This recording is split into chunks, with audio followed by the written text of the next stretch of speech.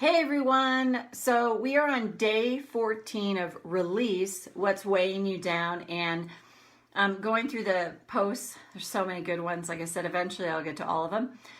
Christine, you had a really good one about fear of success, like more will be expected of me. And oh my God, yeah.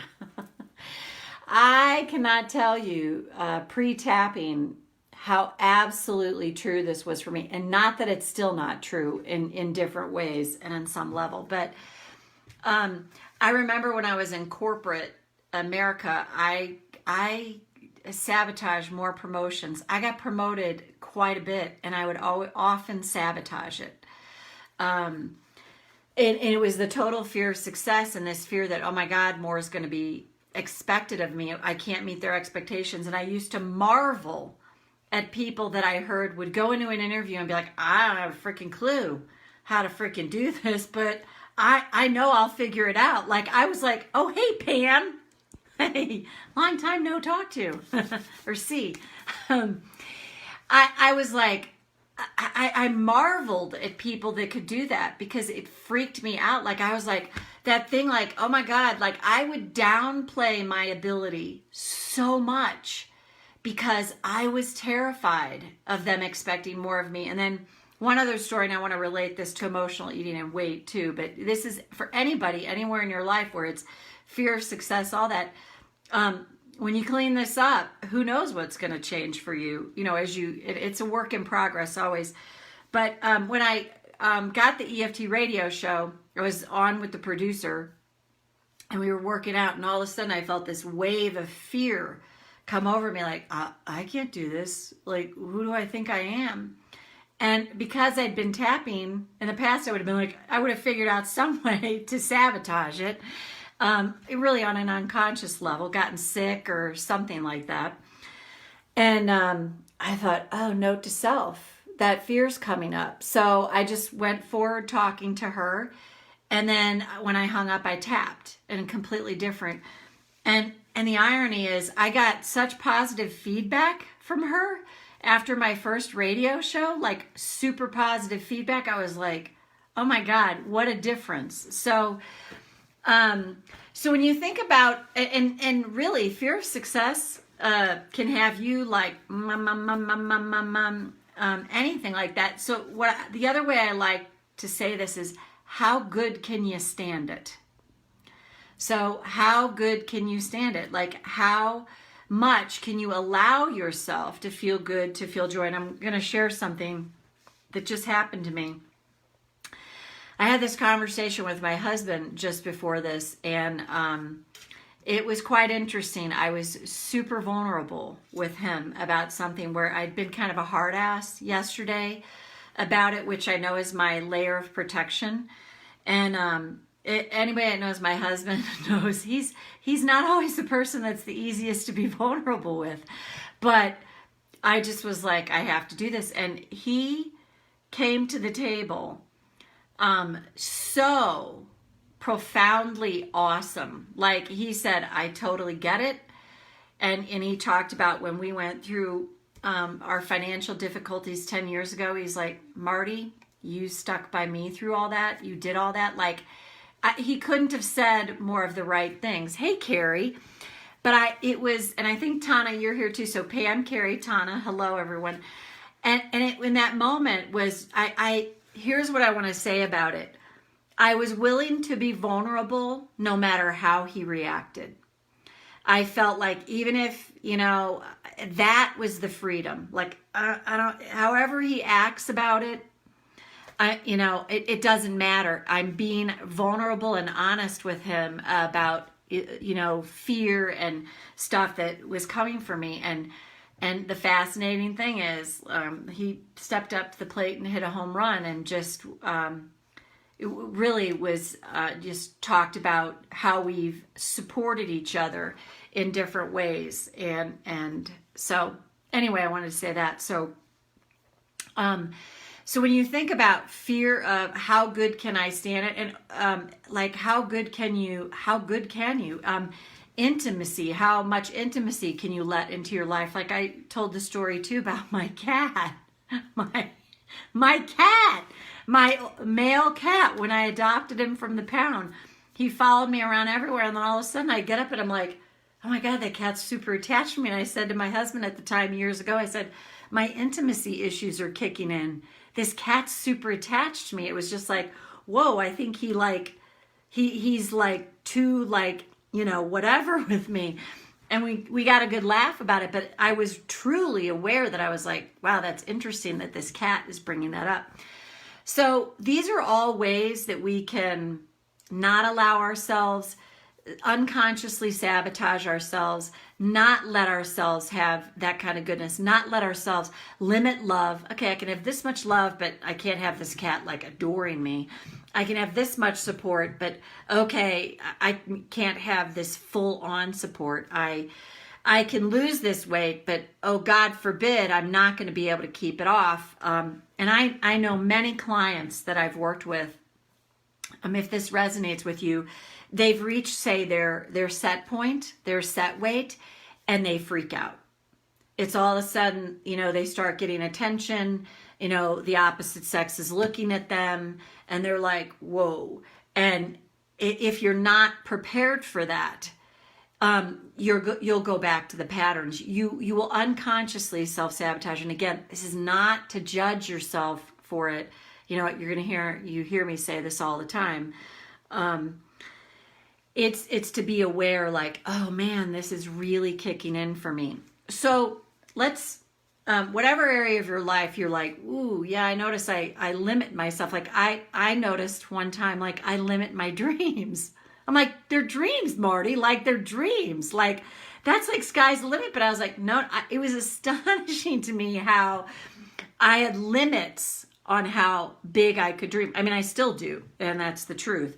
But they've expanded big time, but it's like, oh my God, they're still, it's like, okay, well, I can have this, but not that. So think about any area of your life, and let's say specific to this, in emotional eating, or say maybe getting to a goal weight, or just feeling healthy in your body, or good about yourself, or stop if weight's not an issue for you, but you binge and then you don't like it, or whatever habits you have around food that you're like, I want to stop it, but I can't. And say you start to see the shift and the change. What comes up for you when you think about, oh, wow, I'm actually kind of at my goal weight, or wow, I've actually stopped that behavior. I don't use food to anesthetize myself like I used to. It's what comes up around that, what feels scary and spooky. And back to the conversation that I had with my husband, when I hung up with him, I had such a well of emotion come up, because in that moment I was feeling so totally supported in my vulnerability. And there's that part of me that's like, whoa, wow, there it is. And can I embrace this? And can I embrace it more and more and more? So think about, what is that for you? And then I'll stop talking and start tapping. God knows I have the gift of gab.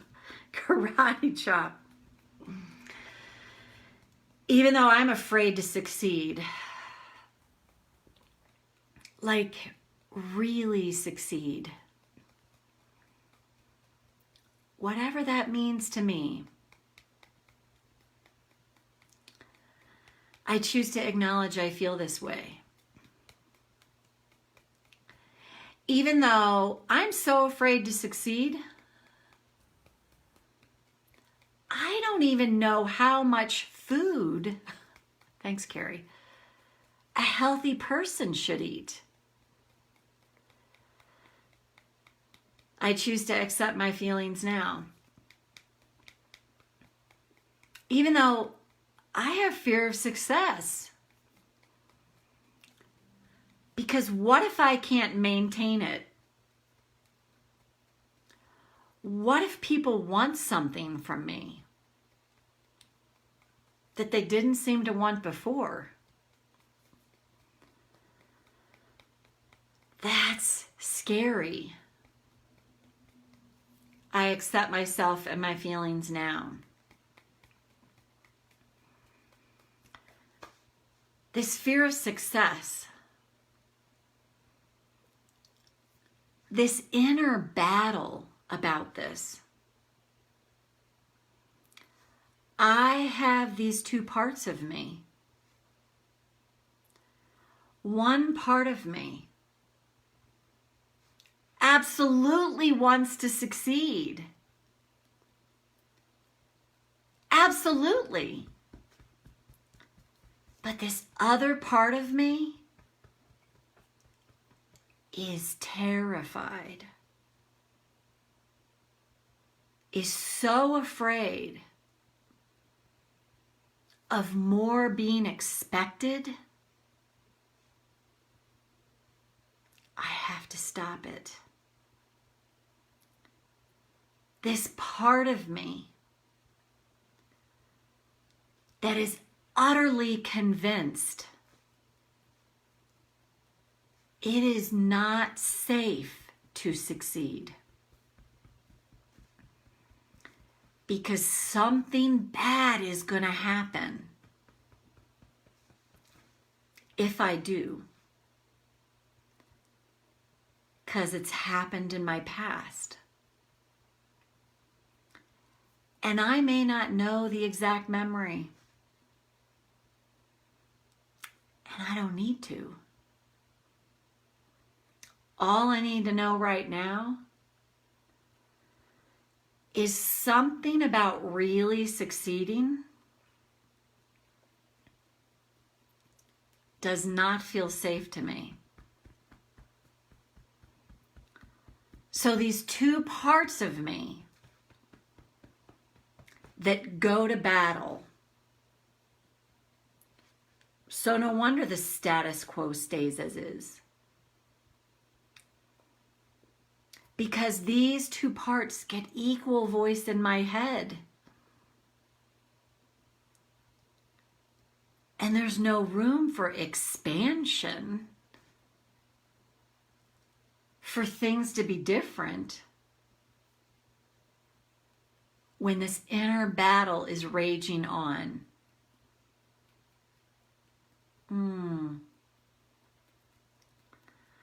And what if the way I'm handling things right now is all about protecting myself? If I continue eating the way I do, it really is to protect me. If I keep on excess weight, it could be a test. Who really loves me? Because I'm not very good looking right now. So who really loves me just as I am? All these ways in my unconscious that I've learned to test, to protect, to just try and feel safe.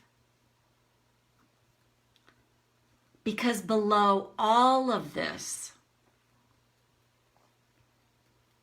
is this colossal lack of safety. And if I hit an upper limit, I can go into fear and panic so fast.